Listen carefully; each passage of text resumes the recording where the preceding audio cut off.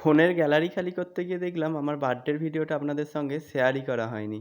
নমস্কার সব্বাইকে, তোমরা সবাই কেমন আছো? আশা করি তোমরা সবাই ভালো আছো আর ঈশ্বরের আশীর্বাদে আমিও খুব ভালো আছি। তো আজকের ভিডিওটা কিসের সেটা বুঝতেই পারছেন। তো সেটা আমি শুরুতে প্রথমে বলেই দিয়েছি আর এতক্ষণ আগে ক্যাপশন দেখেও আপনারা নিশ্চয়ই বুঝেই গেছেন। আচ্ছা বলো তো আমাদের জীবনে আসল কর্ম কি? জানি অনেকেই বলবে যে নিজের পায়ে দাঁড়ানো।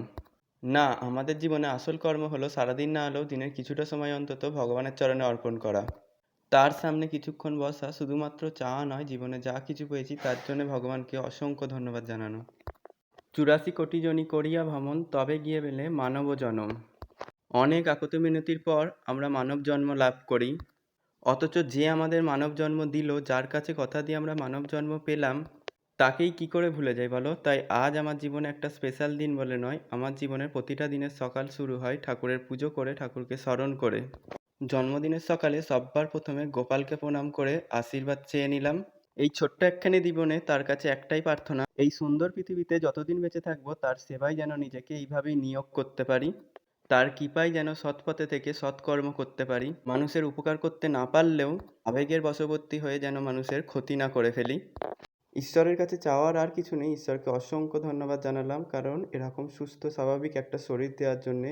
ভগবান দুটো হাত দিয়েছে, দুটো পা দিয়েছে, কথা বলার ক্ষমতা দিয়েছে, সুস্থ মস্তিষ্ক দিয়েছে, চোখে দেখার ক্ষমতা দিয়েছে।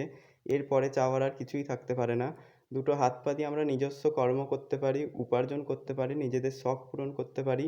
দুটো চোখ দিয়ে ভগবানের সৃষ্টি করা এই সুন্দর পৃথিবীকে আমরা দেখতে পারি। আর চাওয়ার মতো কিছুই নেই। অসংখ্য ধন্যবাদ ভগবানকে। আর এই যে সবশেষে আমি পুজো শেষে আরতি করে নিচ্ছিলাম, আর এই হলো জগৎজননী মা তারা। অনেকেই বলে মা তারাকে বাড়িতে রাখতে নেই। আমাদের ঠাকুরঘরে মা তারার কোনো বিগ্রহ নেই, চিত্রপটেই পুজো দেওয়া হয়।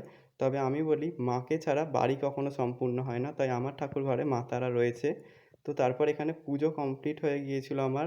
নিত্য পুজো দিয়ে এখানে কমপ্লিট হয়ে গিয়েছিল। নিত্য পুজো দেওয়া হয়ে যেতে এই যে এখানে সমস্ত কিছু গুছিয়ে এইভাবে নিত্য পুজো দিয়ে নিয়েছিলাম আমি। তারপর ঠাকুরকে প্রণাম করে আমি নিচে চলে গিয়েছিলাম। নিচে গিয়ে রেডি হয়ে নিচ্ছিলাম, কারণ বার্থডে লাঞ্চ করার আগে নতুন জামা কাপড় পরে নিতে হয়েছিল। আর মা বলছিল সোনার উপর জিনিস পরতে হয় জন্মদিন যেহেতু, তাই মা সোনার চেন পরিয়ে দিয়েছিল।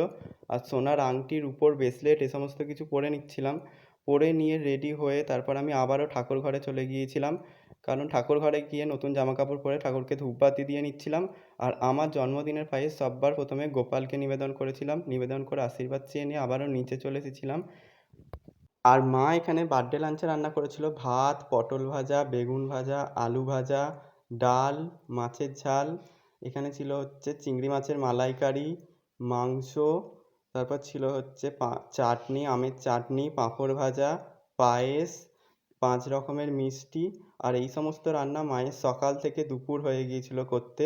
তারপরে সন্ধেবেলা আমার বন্ধু বান্ধবীরা আমায় সারপ্রাইজ দেওয়ার জন্য হঠাৎ করে এসেছিল।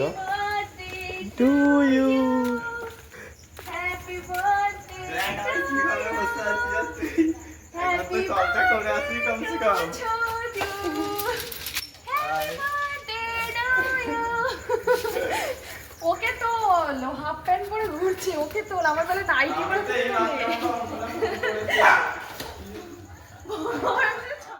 তারপর ওরা আমার জন্য যে কেকটা নিয়ে এসেছিল আমি এখানে সেটাই কাটতে বসে গিয়েছিলাম। হ্যাপি বার্থডে ডিয়ার সখী, হ্যাপি বার্থডে টু ইউ।